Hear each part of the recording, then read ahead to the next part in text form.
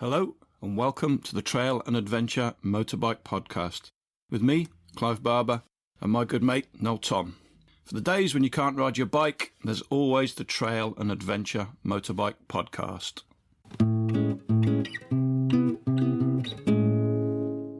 Welcome back, chaps. This week's guest is Michael Guy from MCN. Michael is a very experienced off-road rider, racer and bike tester, and it turns out he's a really nice bloke too. If I haven't had to cut out too many of his stories, this will be an excellent podcast.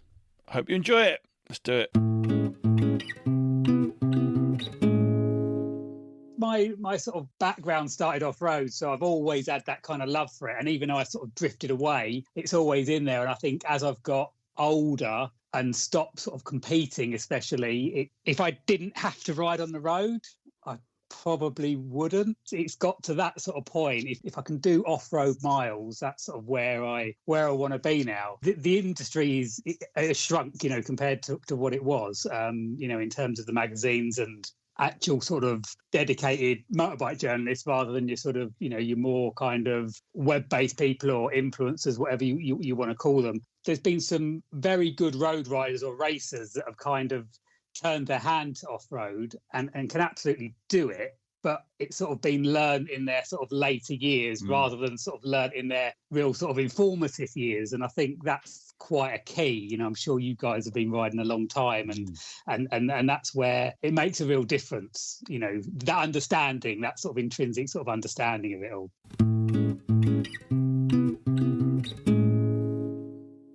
Let me do a quick intro and then you can kind of introduce yourself. So this is where I try and get professional. It doesn't really work normally. I normally fluff it up, but go.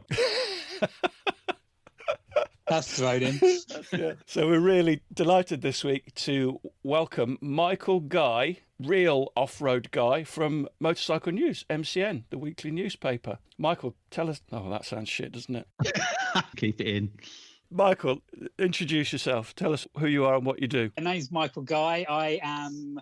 Well, my official title is Sport and Features Editor at MCN, so nothing really to do with off-road. It's my main passion, riding off-road. I was kind of introduced to a trials bike, my brother's TY80, when I was about 8. Rode it for the first time, scared myself, didn't like it, didn't go near one for a couple of years. And then a friend of mine got a bike and I sort of thought, I need to jump on this. So I got on the TY80 and then I ended up riding trials pretty much every weekend from about 10 to about 19. Had amazing parents who sort of supported me all the way. My dad, good on the spanners and good role model, and taught me right, taught me I had to clean my bike, taught me how to maintain my bike. And it was great. I really enjoyed it. For me personally, I think trials, you only have to look at the sort of disciplines around the world, even guys that are in, quick on a motocross bike, but hard enduro is obviously the prime example.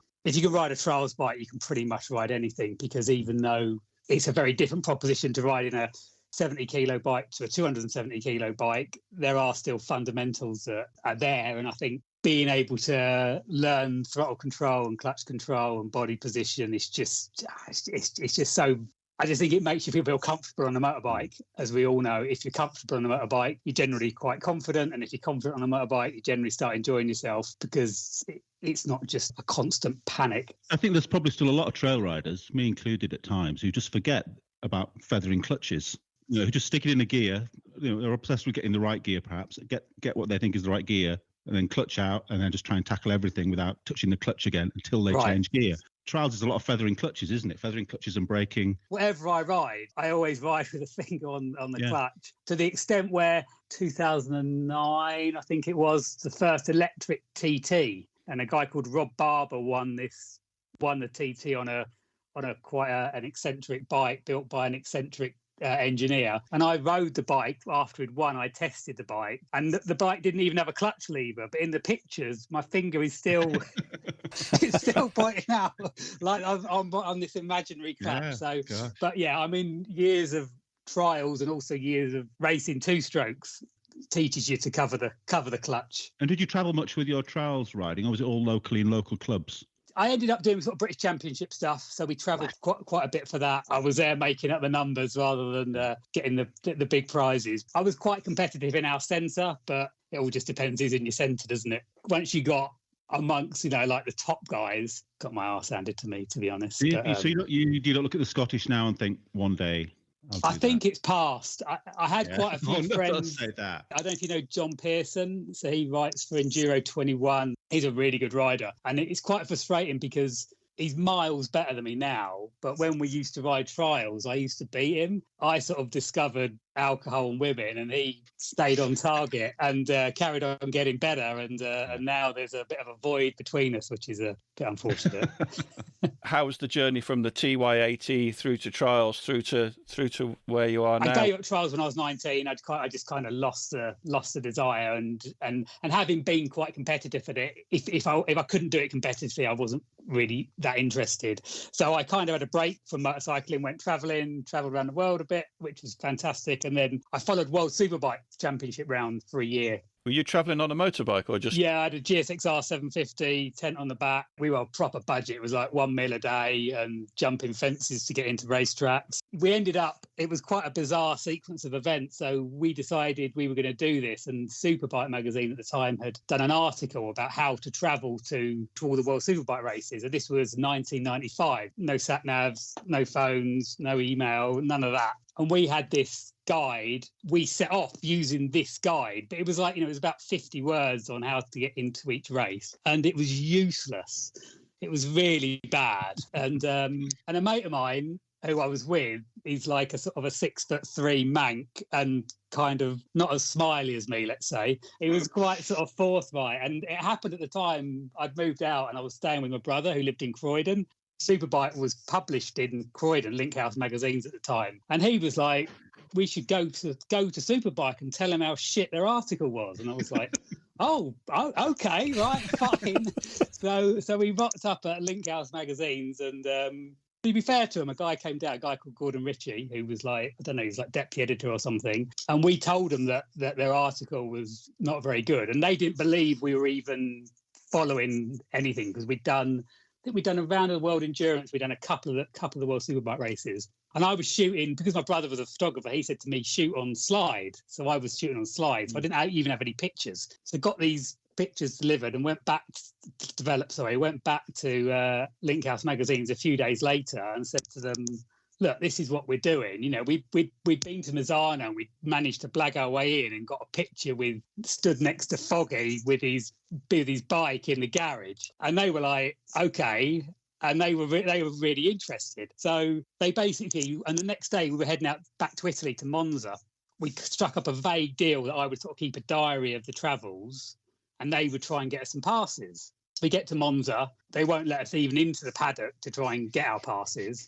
So we managed to convince the security guard that he should let one of us in and the other one will stay there. And on this occasion, we send my mate James in. So he goes in and he goes into the media centre. We're expecting a fax to come through to say that we're doing some work for Superbike magazine. And my friend is called James Thomas. And the press officer at the time for the whole of World Superbike was a guy called Julian Thomas. So my mate's at the counter.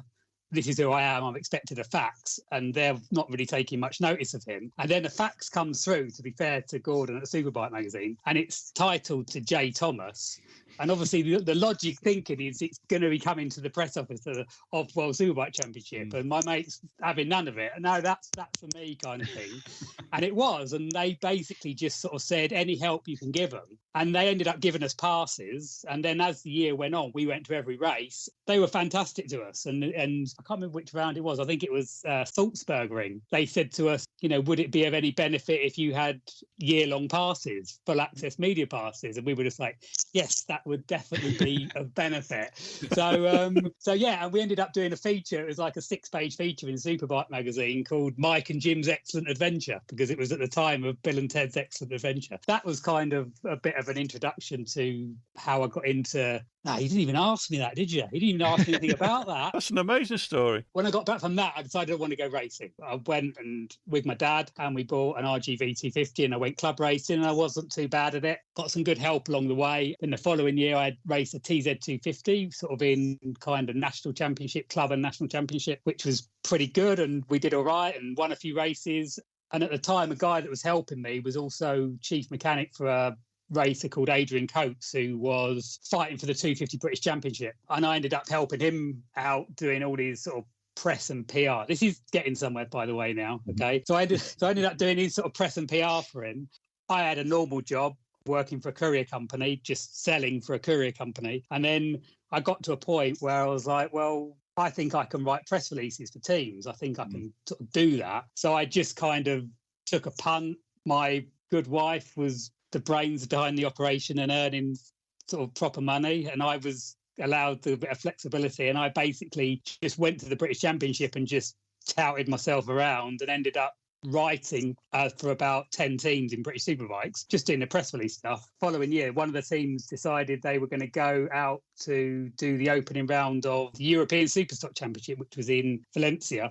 It was one of those gigs where I was never going to get enough money to cover the trip. But I just kind of thought, well, if I don't go, you never know what's going to happen. This would have been like about 2000. Got into the press office in Valencia, and the first person I bumped into was Gordon Ritchie, the guy that worked for Superbike magazine that had commissioned this feature 5 years previous.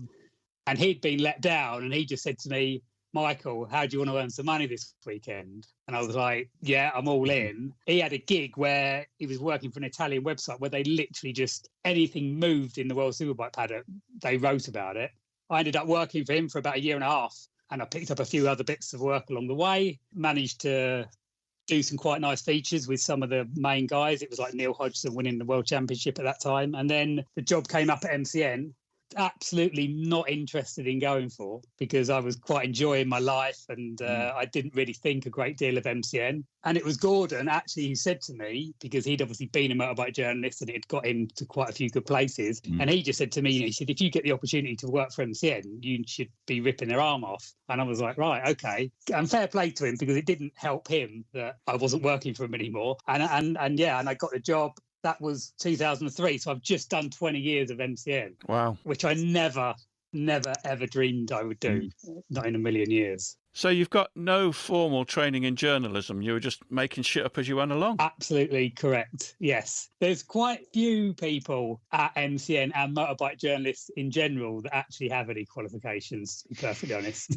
We've got a couple of guys now. A guy who works for me, a guy called Josh. He's got a journalism degree. It was a different place back then, 20 years ago, the industry was far more buoyant. I think it just came down to the sort of passion of the job and your understanding, and that's what opened doors. But your route into it was a little bit of an apprenticeship, wasn't it? In the way you got little bite-sized pieces of it to try in the early days. Yeah, absolutely. And I was spending a lot of time in World Superbikes, and that was my first job, was World Superbike reporter. So I was World Superbike reporter in MCN for 10 years before becoming sports editor.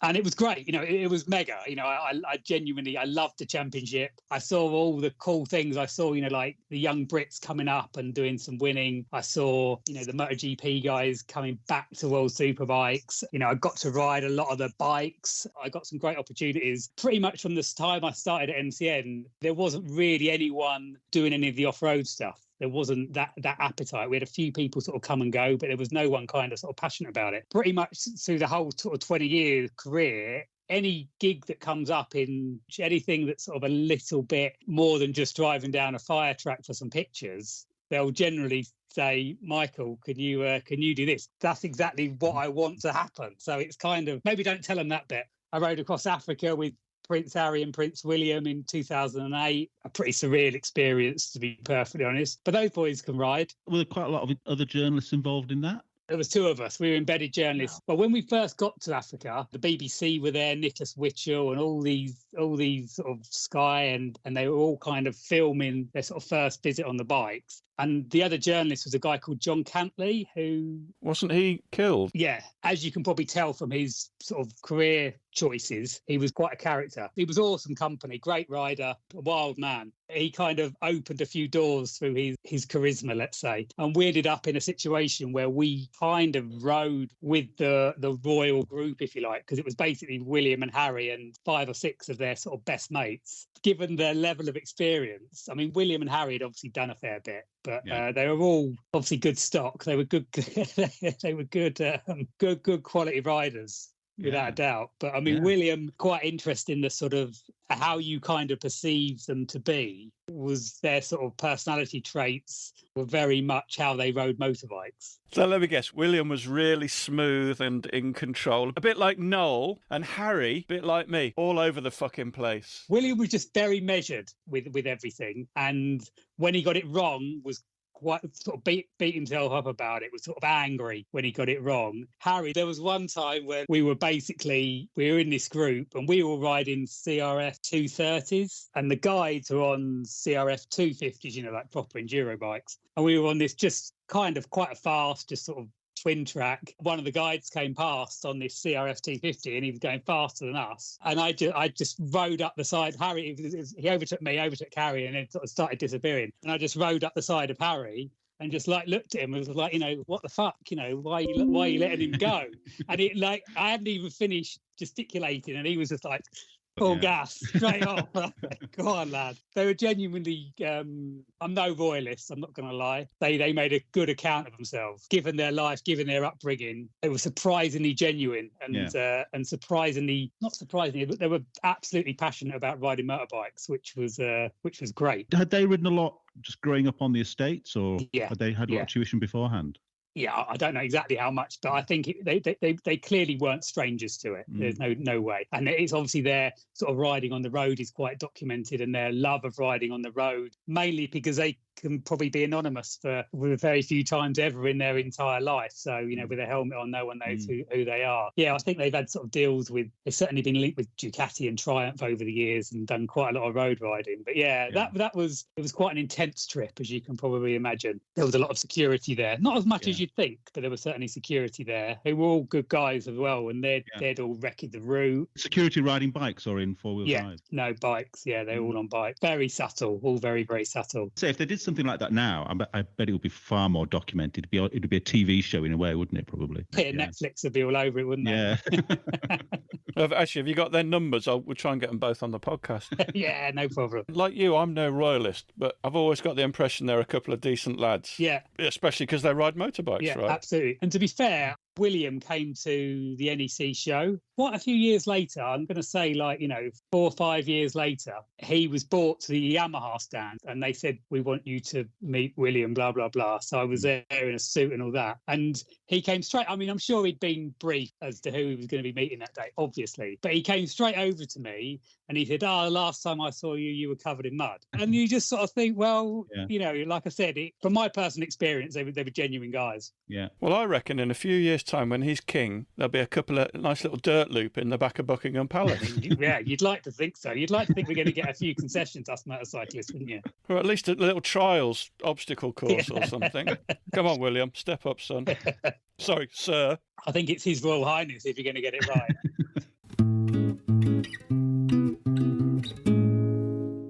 You just mentioned before that MCN didn't do a lot of off-road stuff. Why did they ignore it? Did they just sort of think, well, TBM has got that covered?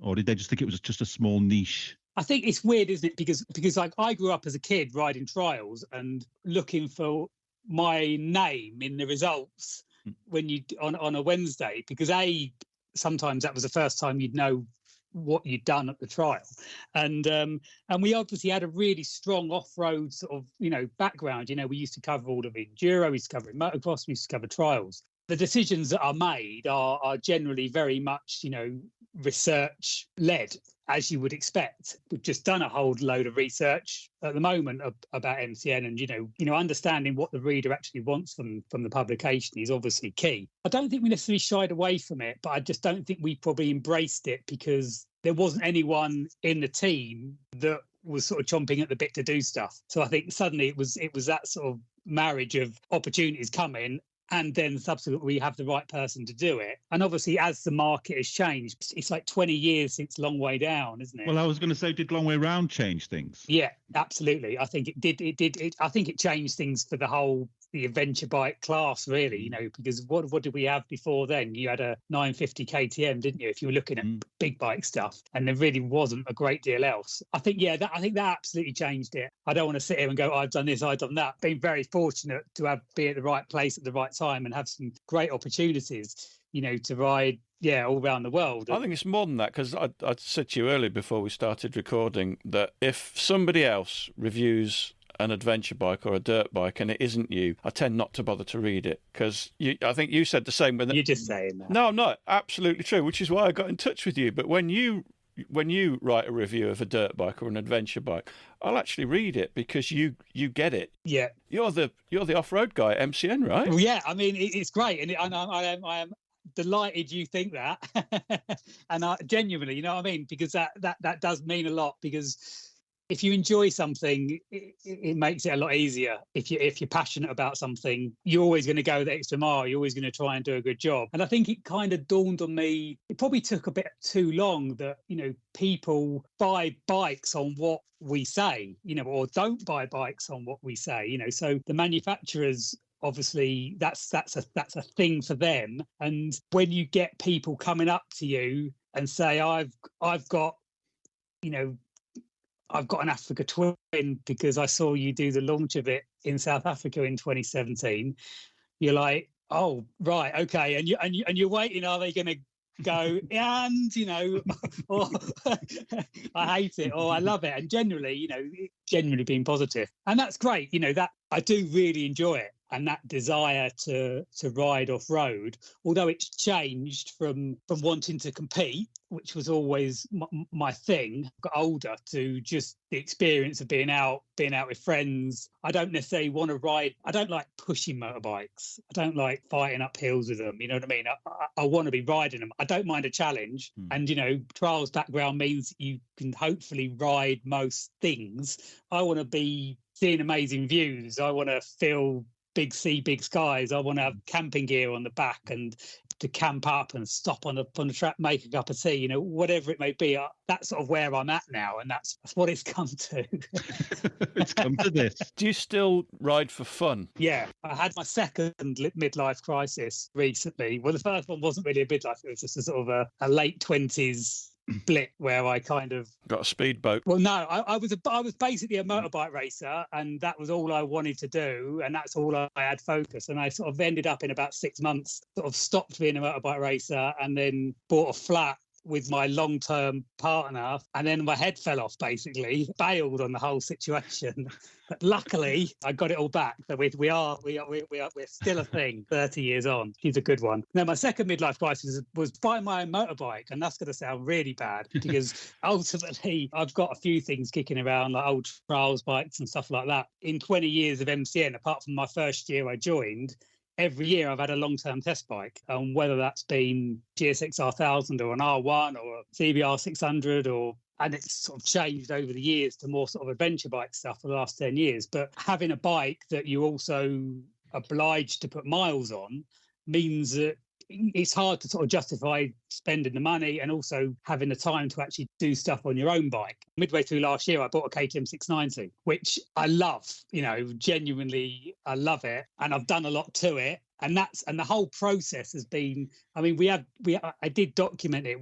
There's a YouTube video of me sort of making the selection process, and its catch to that was, I said, these are the 5 bikes. I'm going to buy the winning bike. And as a result, I think that kind of had a certain resonance with people, because you're sort of putting your money where your mouth is. And you had a few sort of knockers and doubters saying, yeah. But I was like, no, I really am buying this with my own money. What else was in the running for that? AJP PR7, Tenere 700, Aprilia Touareg, and CRF 300 Rally. It's obviously subjective. It's absolutely subjective. And no, I think you made the objective right decision. Oh, I did, absolutely. There's I genuinely have no doubts. Where I live, there's trails around, but they're pretty they're fine. It's nice for a few hours out, but there's nothing that really sort of gets your juices flowing. So most of my friends aren't particularly local, so I'm looking at an hour away minimum really before I can sort of get to decent trails, or even longer really to get to decent trails.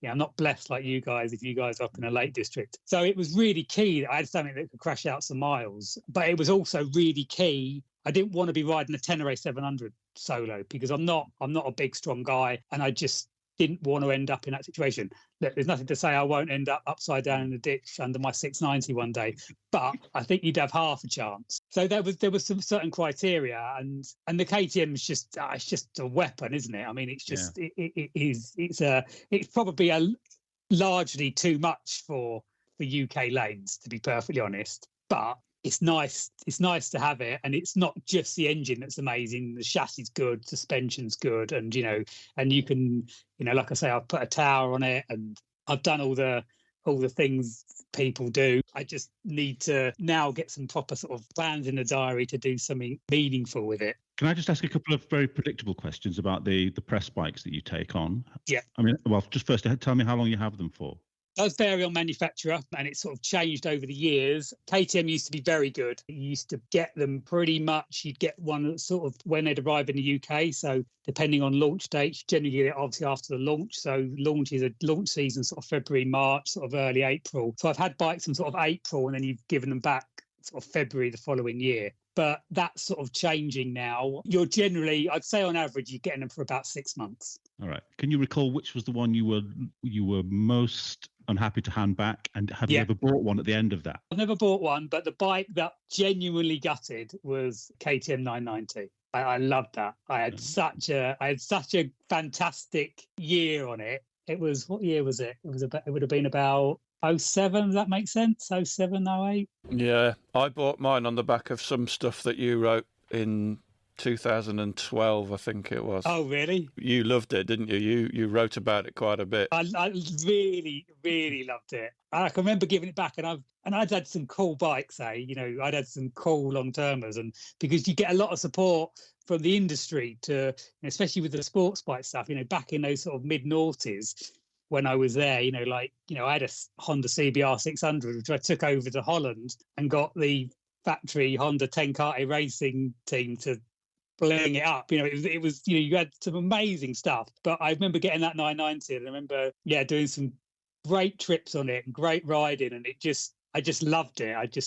It was just such a the attitude you could have on the bike. It was fast, but you just sat upright. You just felt, I really enjoyed the 990. And see, Noel, KTM's are great. Do you ride the CRF? No. I've got a little CRF 250L. I've had a CRF 250 Rally, and I've got an XR. I've got lots of Hondas, basically. Right, okay, you're a Honda man. Somehow I've ended up in the Honda camp, and I'm finding it hard to break out of it. But recently I bought an old 1150 GS, an old 2002 one, and that's really thrown me. Big bike wanker. Yeah, because I didn't expect to love it so much. I absolutely love it. He is an absolute wanker. I'm glad you spotted that so quickly.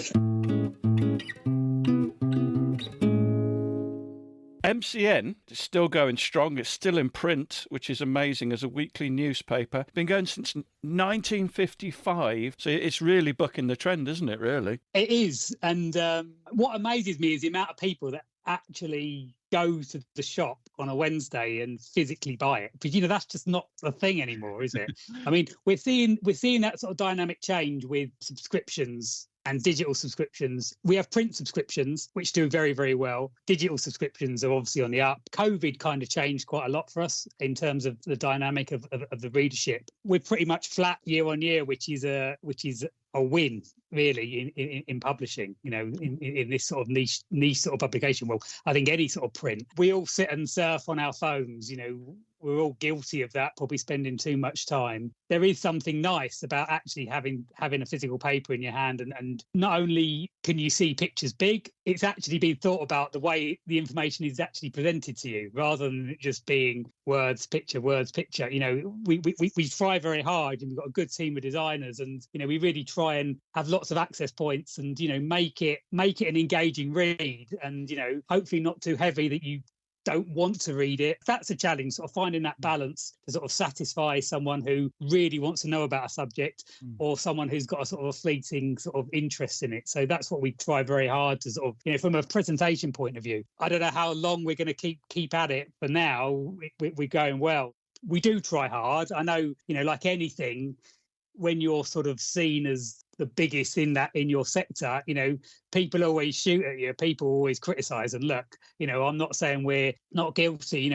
We've made mistakes like lots of people, but I can honestly say that the team of people we've got there are all very passionate motorcyclists, and we do try hard every week to try and do the best product we can. There's no such thing as a typical day for you, I'd imagine, because you're doing lots of different things. But what does a day look like for a motorcycle journalist? It depends, because I kind of wear sort of a few different hats. I don't physically go to the races anymore. The only race I really cover in person is the TT. I either use staff members or freelance journalists around the world to cover races. And that decision was made a few years ago, and it was my idea. MotoGP was the biggest challenge, because MotoGP it's such a vast championship. There's so much to do there. We've got a lot of competition. So you've got a competition, from social media, websites, and not discounting the amazing TV coverage that you've got. We're in a position where we don't even come out until 3 days after it's all finished. And we've got to try and provide some meaningful content that still kind of makes a difference and people want to read. As opposed to having one dedicated person in the paddock, I basically have cherry-picked the best motorbike journalists that are working in that paddock, whether they be British writers like Matt Oxley or Michael Scott, who are just, old hands, have been in the paddock, for sort of 40 years, Nat Burt. But I also use Spanish journalists, and I use French journalists, and I use Italian journalists, because the way these paddocks work is it doesn't matter if you've been working there a long time. There is always an affiliation. If you're an Italian, you generally have an affiliation with an Italian journalist. However well a British journalist will get on with them, because that Italian journalist might have known them since they were racing mini moto when they were 6 years old. I'm in a fortunate position where I know the paddock and I know all these journalists. I can kind of think, well, we want a story on, when Valentino was in the paddock, we want a story on Valentino. Who's the best guy? Oh, right, okay, I can use this guy because he's an Italian and he knows him and he's got all these ins with all of Ross's sort of, inner circle. And I think as a result, our coverage is richer. People aren't reading MCN on a Wednesday to understand who won a race. We know that. It's our job then to try and move all these stories on and give insight as to how that happened, why that happened, and how it looks for the future, and that's where we can be a little bit more considered, rather than the sort of, that instant kind of everyone trying to tweet something or Instagram something to get it out immediately. We try and sort of almost let the dust settle and then sort of go again and try and, like I say, move the coverage on as much as possible. So there's that part of my job. There's a lot of planning, a lot of meetings, unfortunately. We're a weekly publication. It's 72 pages of content every week. That's a lot of words. And it's quite a machine that needs to be, so we're always kind of on a sort of a 6 week sort of rolling cycle of stuff. And because if you don't, it's so easy to fall behind. So there's sort of that side of it. And then there's the riding side of it. Like I say, I've just come back from a test in Wales. There was a bit about the 1290 this week. We actually used my long-termer. That's actually the only 1290 press bike in the UK. They didn't have a spare one, so they said to use mine. We had a Ducati Multistrada V4 Rally, Triumph Tiger 1200 Rally Explorer, the 30-litre tank one, BMW R1250 GS Adventure, the real sort of flagship models from each of those manufacturers. While you were testing these big adventure bikes, did you actually find out what they were for? We did. We did. Well, it's a good question. It is a very good question. People will love this if you've got an answer. It was a good test. We had 5 days at it. We did about 1,000 miles in total. So not stupid miles, but as you well know, when you're riding for pictures and video, it eats into your sort of actual sort of mileage. And all the off-road we did at Sweetlam in Wales, the Adventure Bike Centre there, which is a fantastic place to ride big bikes because it happened to be dry there. It doesn't matter if it's wet or dry. There's great roads, grip's good, loads of stuff to go at, faster stuff where you can genuinely, I think you can enjoy those big bikes because they actually sort of are boring in their element. We did a few sort of technical bits on them, but nothing too technical because they're not the bikes to do. You know, you've got to have some skills to be riding those things anywhere hard. I do.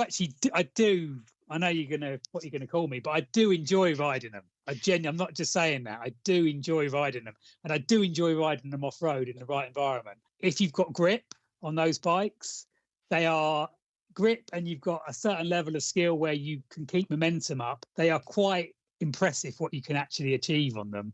The moment you are not committed, the moment you don't have momentum, and the moment you don't have grip, they are awful. They're horrible. You know, they suddenly become these quarter-ton pieces of metal that don't want to behave, and you know, can be quite a sort of a daunting experience. But if you ride them in the right environment, I do enjoy it. Talking about the M6 and places like that now. Not at all. But on the flip side, they can obviously eat huge mileage. You know, and they are actually pretty capable. I don't know if you've ridden that Ducati at all, that V4 Rally. You almost can't call it an adventure bike. It's like a super bike. It's like a super bike on stilts. It's quite a thing. I mean, 170 horsepower V4. It's an amazing, you know, in real world terms, there's not many things sort of quicker, but then you can ride it off road. Are they the weapon of choice if you're serious off road? Absolutely not. You know, I think you've absolutely got to pick your battles with those sort of bikes. For me, it's like a class of excess, really. Do I enjoy them? Yes, I do enjoy them. Would I actually go and buy one myself? Probably not. Because of the type of riding you do, or I think I would buy one, but I'd have to have a second bike. With a 690, yeah, I could justify getting something, because if you have got to eat up some big miles, they are very, very good at it. Apart from the elephant in the room of all these adventure bikes is that their aerodynamics are generally pretty shocking. It's not a good environment for wind noise. I think the manufacturers are finally sort of taking it more seriously. I think we've had to put up with a lot of stuff over the years that not enough thought has gone into it, to be perfectly honest.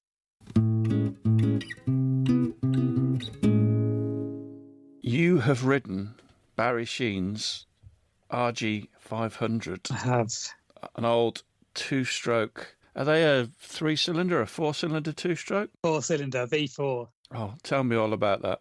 I went on the B-Strom 1050 launch at the start of the year in Greece, where it snowed, bizarrely. And I got chatting to the guys at Suzuki. They said, do you want to ride Barry Sheen's? I was so sort of overwhelmed by I almost sort of like, just sort of thought, really? You're going to actually, really? It transpired that they were actually up for it. And it was at the London Motorcycle Show, the MCN London Motorcycle Show. That year we did this sort of drag strip thing. And it was awesome because we got there on the show was Friday, Saturday, Sunday, got there on the Thursday to have a test run. You know, you've got Peter Hickman there, John McGuinness, you know, you've got all these doers and they're all just looking at me because I'm riding Barry Sheen's bike. You know, they're not looking at me, they're looking at Barry Sheen's bike. The two mechanics who operated the bike were Barry Sheen's mechanics and they'd seen it all before, you know what I mean? They had genuinely seen it all. And I do stress, there's a lot of replicas around. And even Suzuki, I think, they've done bikes that get, you know, wheeled out and they'll get ridden at certain events. But there was two of them. We had a 77 and 78. They were the real thing. So right foot gear change and down for up. It was like, it was bizarre. I almost had a sort of a bit of a out of body experience where I was kind of basically shitting myself that I was about to ride this motorbike. And then they start it. And it's like, you know, and it sounds, I mean, you've probably seen the video. I mean, it doesn't sound like an old shitter. It sounds sharp, you know, it's crisp and he's like, wang, wang, like, you know, and I sort of said to him, you know, like, you know, do you want to give me any sort of idea of how to do this? And I was sort of thinking he was going to be really kind of like, you know, don't do this, don't do that, don't do that. He sort of gave me the bike and I'm revving it. I'm sort of thinking I'm revving it and the rev counter doesn't even start until 5,000. So you're revving it and the rev counter's not even registering you're doing anything. I was like, Christ. And he's wheeling me up and he's like talking to me as we're sort of walking to the lights for my sort of first sort of go on it. And he's like, right, yeah, 9,000, don't be shy.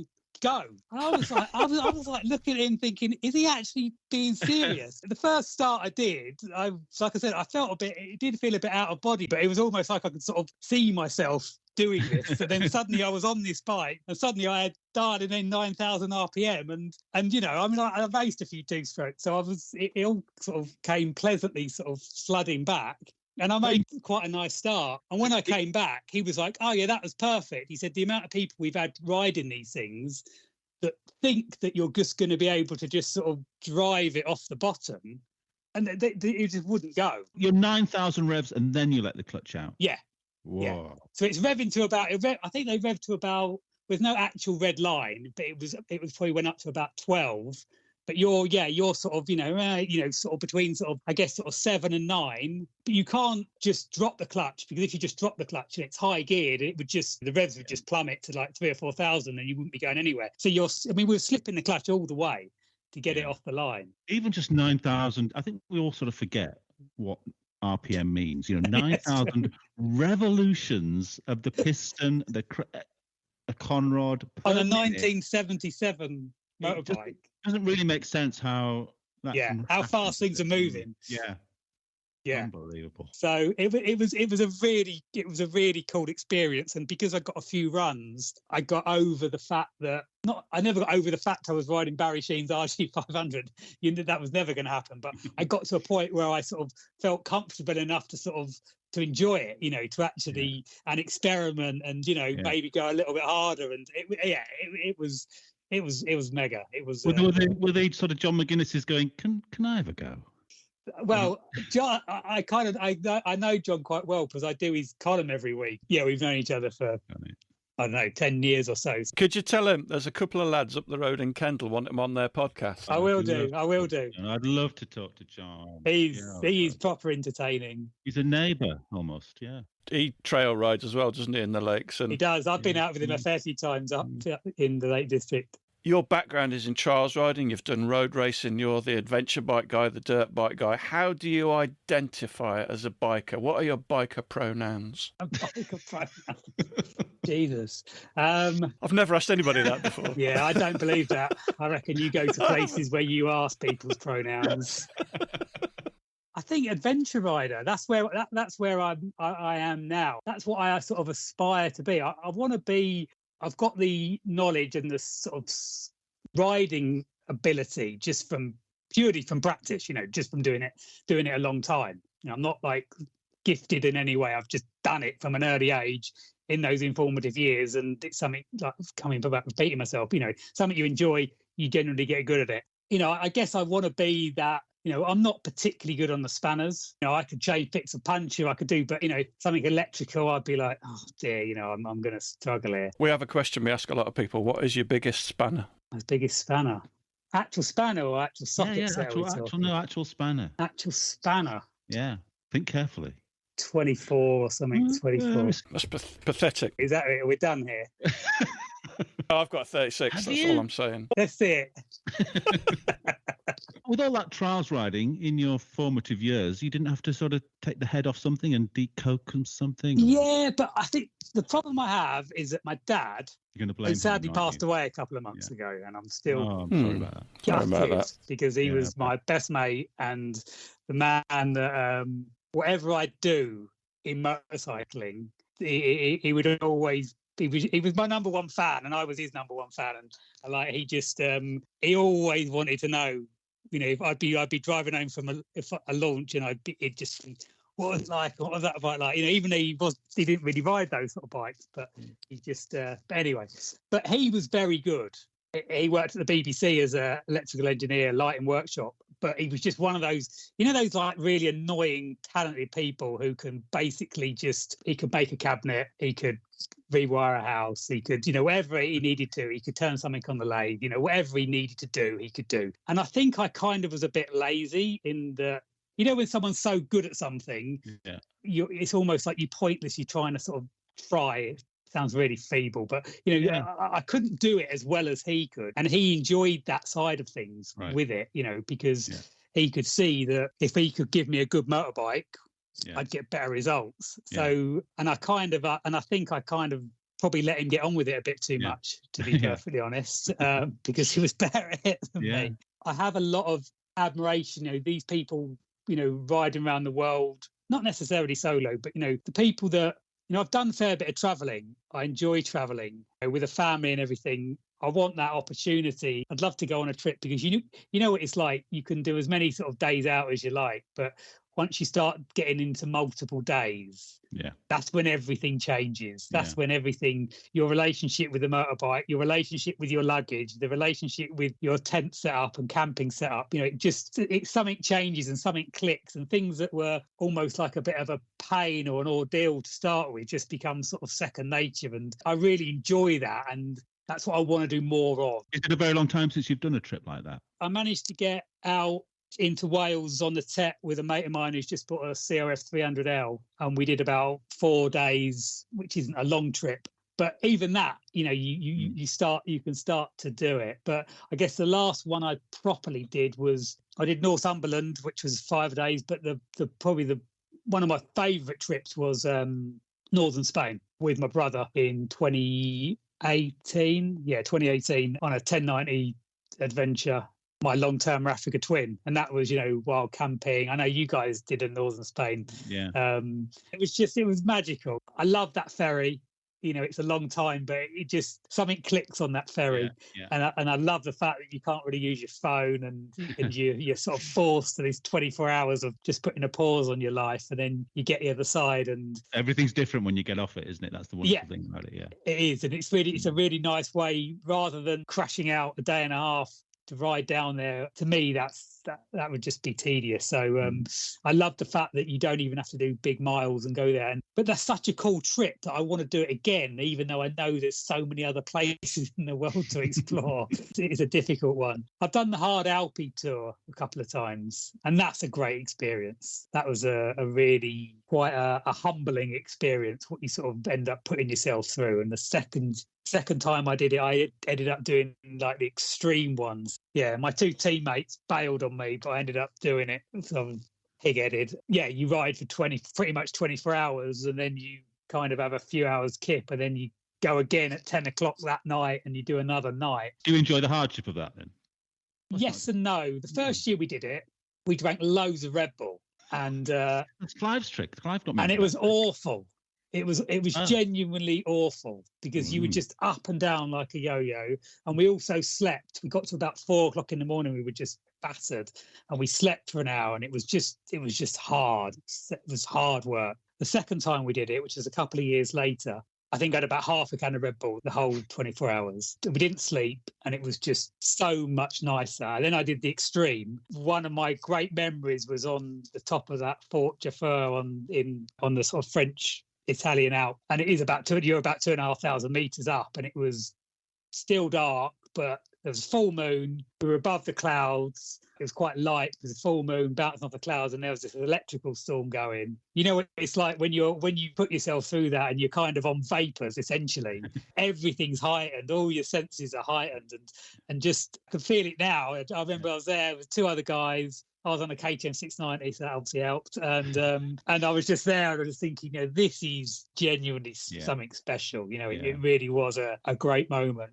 Coming back, I'm looping right back. But, you asked me about riding for pleasure. I don't think I finished answering that, because I think what happens a lot with MCN, even though you're getting these fantastic opportunities, and I am not knocking them, but you are ultimately working. You have got a job to do. You guys know what a pain in the ass Greg can be, asking for pictures every 20 minutes of videos, and do that again, blah, blah, blah, blah. And that is a lot of your life. If you're going to get good content, you have to put the hours in, you have to put the time in. And I think people always generally sort of not appreciate that. It's not a sob story I'm looking for here. But what I've really loved about the 690, even though I've done something for MCN and for the YouTube channel, because garnered so much interest that it seemed crazy not to do it, and the industry's been supportive of what I've done with the bike. So it's a sort of a win-win situation where we can tell people about products, we can get to use them, and we can tailor the bike to actually go for rides where I don't have the obligation to be working if the plans change. I've really genuinely enjoyed that, but I feel like I've only sort of scratching the surface of that, which is sort of comes back to what I want to do, in terms of these sort of bigger trips, and actually just go and ride. And if I end up taking a few pictures on my phone, then for the memories, then great. But try and just log it up here. Is it easy to switch off though from being the journalist? I mean, do you sometimes feel if you're not riding for work that it's almost not a waste of time, but that this time could be producing something? I don't really know, to be honest, Noel, because it's almost quite a new thing. You know, I've only had my 690 sort of 18 months, and I've only probably done a few trips on it. So I think my default is that I'm riding a bike and I need to be sort of documenting it or thinking about it in some way. But I'm really hoping that with my 690, that I can sort of step away from that a little bit. But then people want to know about it. I went to ABR this year, and the amount of people were just like, oh, I've seen your video, and which was, it was lovely that you'd sort of inspired people to maybe think about their bike choice or whatever. But I am keen to just ride it. Ride, go and ride my bike and do my thing. Have you got time for a quick Enduro Africa story? It was me and John Cantley. The first Enduro Africa we did, we had a road book each day. I mean, when I say a road book, it was a sheet of paper, which basically gave you some rough, but you at least knew where you started and where you were going to end up. And when you were riding, if you made a turn, there'd be a bit of tape to say, and generally you were in a group and you were following, but just a bit of tape to say, right, you've gone the right way. Because of this trip, we didn't know where we were starting, we didn't know where we were finishing. We didn't have a road book. Me and John, we were we'd ride with a Royals group because there was only two of us and everyone else was in groups of 10 riders. And as you know, you always ride into the sort of the slowest person, whereas both of us knew what we were doing. So we could kind of be in a group and then we could just patch up the next group and just sort of play around. But on this particular day, we found this bit where we were going to do some pictures. We were pissing around, doing wheelies and just being dicks, really. And then we were like, right, we should probably get going. And we were like, right, okay. So we got about a kilometre up the road. It was just this T junction, and there were tracks going left and tracks going right. And we were just like, fuck knows, we had no clue where we were going to go. So we basically just started riding, and we absolutely got it wrong. And we were in the Wild Coast on South Africa, which is sort of out of all the places we'd been to, this was the day not to get lost. And we were just riding, like didn't know where we were going. And we got to a point where we thought we should drain the fuel out of one bike and fill it up because we were worried about fuel, and go do up, and so that we could at least carry on riding. We ended up just driving into this like township. Within like seconds, we were surrounded. And I was just thinking, I'm not a conflict kind of guy. And I was just thinking, fuck, this is really genuinely, not even joking. This is not a good situation. But you were with John Cantley, of course. And I owe John Cantley. We're there and we're surrounded by like 20 blokes. First thing John Cantley says, he looks at the biggest guy and he says, "You give me a fucking cigarette." That was his opener. I was like, we are definitely dead. We are absolutely dead. That whole history of that country and the white man, and this guy just gave him a cigarette. Wow. And I was like, oh my God, we're going to live. Yeah, John Cantley, he was definitely a piece of work. A massive thank you to Michael for doing that. I hope you enjoyed it as much as we enjoyed chatting to him. It's also worth checking out John Cantley, the journalist mentioned by Michael and who was sadly killed by ISIS. A fascinating character. There's loads of information around about him, so check some of that out too. And if you haven't already, please check out our first YouTube video, the Trail and Adventure Motorbike Podcast on YouTube. Please subscribe. That would be great. Right, see you next time. Thanks for listening. We really appreciate your support. Don't forget you can follow us on Facebook and Instagram. And if you really appreciate what we do, you could consider supporting us on Patreon or buy us a coffee. Links are available on our website, which is tampodcast.com, tampodcast.com, where we also have a limited selection of branded stuff. But either way, please keep listening and spreading the word. See you next time.